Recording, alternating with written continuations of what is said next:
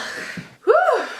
Hey guys, it's Harley, and today I'm going to be doing a video all about water propagating, and I'm going to water propagate some plants and talk you through my process. Honestly, my process is a lot more straightforward, I feel like, than a lot of people's processes. Like, I don't know, I just kind of stick the plants in water and they just get roots. Like, I don't use like rooting hormone or anything like that, and I haven't had any problems. So I do really like water propagating because I love to be able to see the root systems form, and in my opinion, it's really, really nice to be able to like watch the roots develop, and if the roots aren't developing, or you can, I don't know, you can just kind of keep tabs on the plant a little bit better than if it's in soil where you can't see the roots. I don't know about you guys, but when I have tried to propagate in soil, I get so like it kind of stresses me out almost, and I find myself like pulling the plant out every day to see if there's roots, and of course that isn't good for the plant that's trying to form roots. Like, that stresses it out. I don't know, just for my personality type, where I like to know what's going on and I'm super nosy, water propagation is the best method. So of course what we're going to need are some plants to propagate.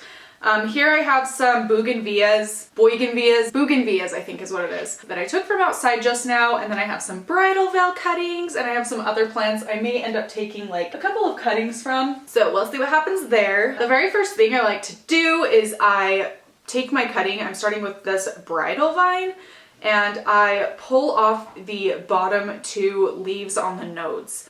So I just like to leave two nodes exposed. So I'm gonna go ahead and pull all of these off. And honestly, bridal veil is my favorite plant to water propagate because it happens so rapidly, and like, I don't know, if you ever propagate it, you'll like be shocked at how quickly the root systems form. So anyway, I've got the bottom two nodes cut off of all the plants, so you can see the leaves all start at like the same points on the plant. So for the bridal veil, I'm going to use this glass vial I got at Hobby Lobby. They came in like a set of 4 glasses. I actually got them for a DIY video I'm going to be doing. And then pour it in the jar, because this one's like mouth is a little bit smaller, the neck of the bottle. Fill it up most of the way, not all the way, and then just plop them in there. And it's really cool. Oh, made a mess. Yeah, so this is what she looks like. I do have a table where I keep all of my water propagations just to kind of keep it like condensed in one area, so there aren't little glass containers all over my house, because it was like that not that long ago and it stressed me out so much. I know a lot of people use like rooting hormone or something like that. I never have. I don't really see a point. I'm sure there's a point because everybody uses it, but I don't know, I've had great luck not. So on the bougainvillea, I'm going to pull off the bottom leaves and then cut off these long things. I don't know what they are. They're kind of freaking me out a little bit, to be honest with you. They look like chicken talons. Something to consider about water propagating is a lot of plants you can keep them in water for quite some time, but I like to repot them once the roots have gotten so big. I'm really quick just going to cut off the like flower stems because I don't want it to flower, I want it to form roots. And I'm going to propagate these in this, fill it up with water. I like to use room temperature water, so what I'll do is I just let the water sit out overnight in the glass bottles. So it can change temperature to whatever my house is at. Okay, let me get my head straight. Another thing to consider when you're water propagating is you want to make sure that the plant needs oxygen, and the oxygen is in the water. You're going to want to change the water every few days, just whenever like it comes to mind. You don't have to do it every day, or even sometimes I'll skip like a week and the plants are fine. Just make sure that you're still changing the water here and there, and especially depending on what size your glass vial is, really makes a difference. So yeah, I buy a lot of the glass things I use for this from the DI. Like, I got this thing from the DI, I got this thing from the dollar store. Here I have like a little Nutella bottle I'm going to use. This is a beer bottle, and then this is a peach green tea bottle. So yeah, you really can use anything as long, of course, as it can hold water. So I actually think I'm going to propagate a little bit of my Monstera adansonii. So what I'm going to do is I'm going to cut it here. So I have 3 nodes, and then I'm going to cut the leaves so there's like a little bit of a flat part right here, and this is where the roots are going to come out of. And I like rooting plants like this. So this philodendron and pothos I really like to propagate this way because then the roots form out of both sides and it really helps anchor the plant once you plant it. Yeah, so I'm going to continue doing that on all of my little cuttings. I mean, you can also like do what I did on these ones and pull off the bottom few stems if it's a vining plant like this, but just depending on what you want the plant to look like when you are all finished with it, depends on how you're going to cut it. So if you want a more like bushy plant, then you're going to do it like this. If you want it to be a long hangy plant, then you're going to do it the other way, how I did the bridal bell. So let's find a bottle to put these babies in. Okay, I actually ended up taking a cutting from my Philodendron Brazil, and I'm going to stick it in the bottle with the Monstera Adansonii, and I'm going to propagate it the same way. Actually, how do I want to do? No, I think I'm going to do this one as a vine. So I'm going to pull off the bottom 2 leaves. Now it's just like this little thing.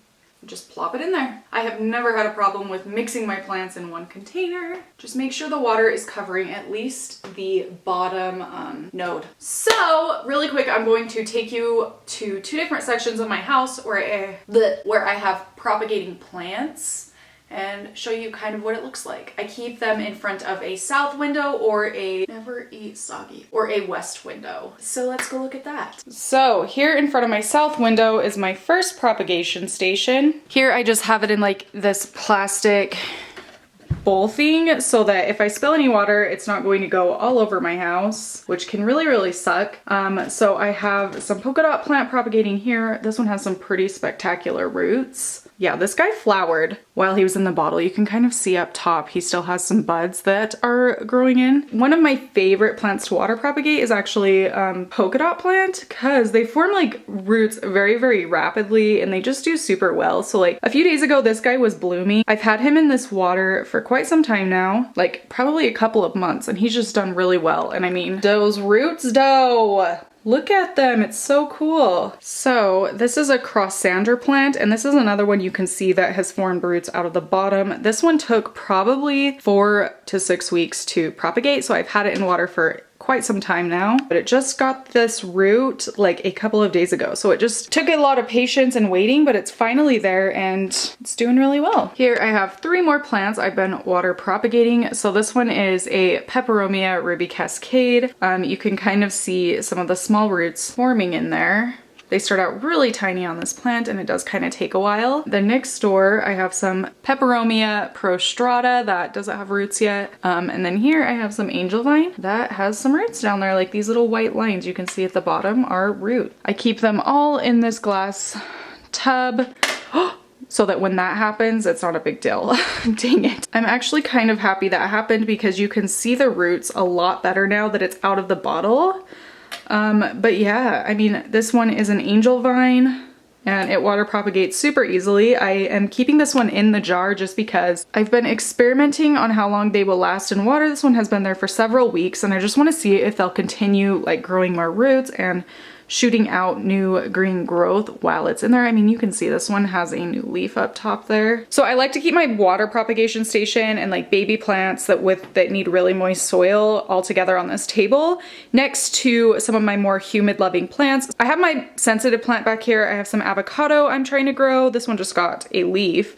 But yeah, just because the bottles obviously create humidity, so I like to kind of keep them all together here. They just kind of work together a lot better in my opinion, if that makes any sense. Another place I like to keep propagating plants is on this shelf on top of this bookcase. So I like to keep propagating plants on the shelf up here. It's again facing a south window, so they're getting very good lighting here. I love the look of random bottles all lined up together, especially on this wood shelf. I don't know, there's just something I super love about it. But yeah, so back there I have a Monstera Adansonii. I have some golden pothos. Here I have bridal veil. Here I have some Tradescantia. This one is devil's ivy. I have, what are these called? String of pearls. And then back here I have my Satanth Liberciana, I think is how you say it. But yeah, I just recently water propagated a section like this, so I kind of want to show you on this one actually. This one doesn't have the typical, like, how do I say it? Bulgy part? I don't know. This one is just different.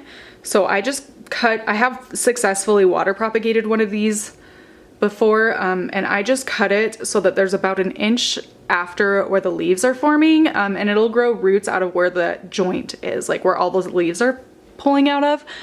But I really like the way this one looks as it propagates. It just, I don't know, it's really cool all fanned out like that in my opinion. What else? Something else I think is really important for water propagation is patience. Sometimes I will have plants rooting for weeks and weeks and I'm like, this thing is never going to root, but as long as the leaves aren't changing color or the plant isn't dying, then that means that it's working on building new leaves. I mean, it just really, honestly, it really just takes some time. Be patient. If the leaves aren't changing color, chances are it's working on root growth. So did I have anything else I wanted to add? So anyway, I know this was a really basic laid back video, but if you have any more questions, leave them in the comments down below. Let me know what your favorite plant to water propagate is and if you prefer water or soil propagation and why. I do learn a lot from your comments, so I appreciate you guys leaving any tips and tricks down there as well and any of your feedback. So anyway, thank you so much for watching. I will see you in my next one. Bye!